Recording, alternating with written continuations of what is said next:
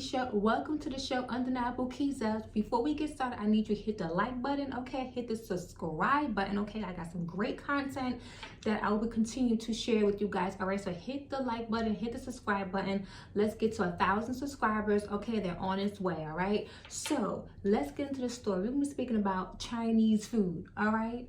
No hate towards Chinese people, but I'm just saying, we're gonna be speaking about Chinese food, all right? So we all had some Chinese food. Majority of us watching this video right now have had some Chinese food, okay?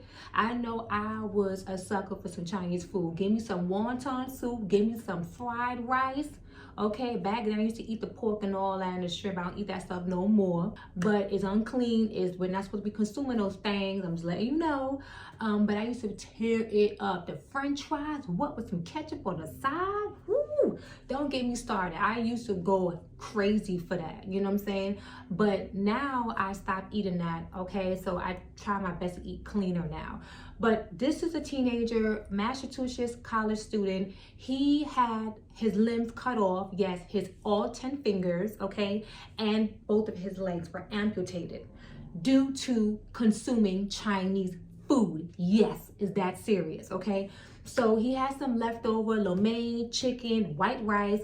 His friend also had the same food, but his friend was able to recover and bounce back compared to him. His friend had some vomiting, etc., but his friend was able to recover. Him, on the other hand, his identity have not been released, so we don't know his name, we don't know anything, his race, nothing like that. This is what he experienced: muscle pain, weakness, chills, headaches, neck stiffness, okay, blurred vision and skin discoloration, and he had a purple rash that was all over his body, spread all over his body, okay? So he had to be admitted into the hospital. That's when the doctor diagnosed him with a very rare complication to septic shock. This is going to be a little hard to pronounce, but bear with me.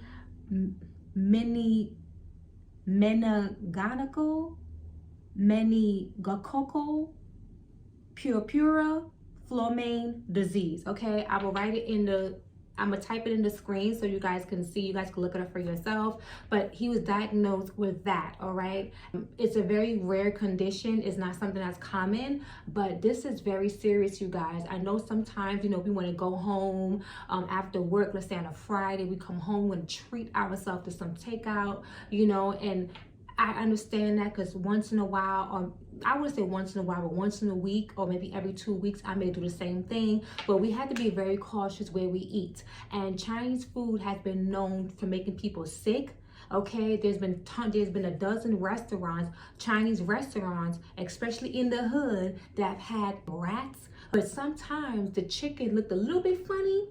Okay, it kind of looked like a little mouse, you know, the way it was shaped, little eyes, little tail. It just looked weird to me at times. But me being greedy, I just ate it, you know. But there was a woman that sued, or I believe that the restaurant got shut down because it literally was it was not chicken. It literally was a mouse.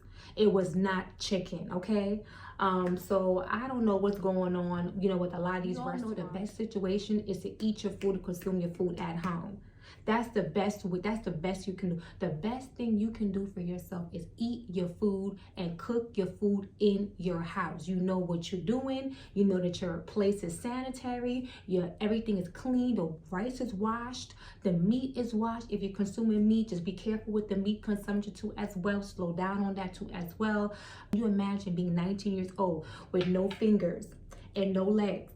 I first found out about the story through Minister of Wellness. You know, shout out to Minister of Wellness. I be buying his products. If you guys don't know who he is, check him out on YouTube. Okay, he be going in on health. We need to consider what we eat and drink, because a lot of that is contributing to our bad health. Okay, so stop denying that and get on your health. The things that you're meant to have, to use, you don't have it no more. So he has to have a strong mindset and a strong spirit to get through that. But there's people that have no arms and have no legs, and they be cooking their food, they be driving and stuff like that. So he has to learn all of that stuff as time goes on. And I just hope that he have learned his lesson. His parents said that he was pretty healthy. The only thing was that he used to be smoking some weed, smoking cigarettes. He struggled with depression, so he had all these different things going on. And look what ended up happening to him at the very end of the day. So there was a bacteria that was cooked with the rice, and I'm assuming that he did not store away the rice. He didn't store away the food, and he left the food out, and that's when the bacteria was able to spread and accelerate, and then it became too late once he consumed it. Okay, once you have certain type of food, it's supposed to be refrigerated. Don't leave it out.